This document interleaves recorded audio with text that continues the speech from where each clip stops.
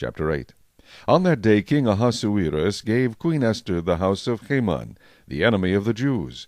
And Mordecai came before the king, for Esther had told how he was related to her. So the king took off his signet ring, which he had taken from Haman, and gave it to Mordecai.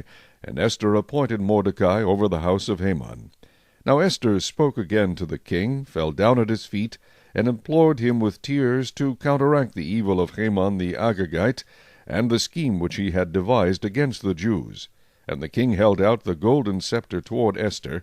So Esther arose and stood before the king, and said, If it pleases the king, and if I have found favor in his sight, and the thing seems right to the king, and I am pleasing in his eyes, let it be written to revoke the letters devised by Haman, the son of Hammedatha the Agagite, which he wrote to annihilate the Jews who are in all the king's provinces.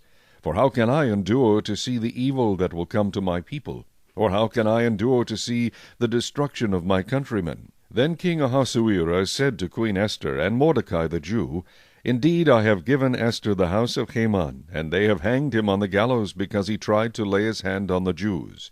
You yourselves write a decree concerning the Jews, as you please, in the king's name, and seal it with the king's signet ring. For whatever is written in the king's name, and sealed with the king's signet ring, no one can revoke.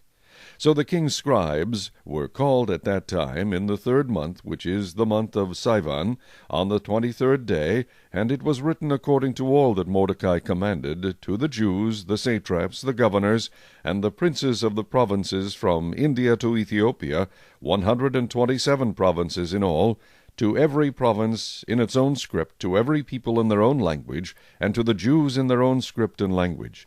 And he wrote in the name of King Ahasuerus, sealed it with the king's signet ring, and sent letters by couriers on horseback, riding on royal horses bred from swift steeds.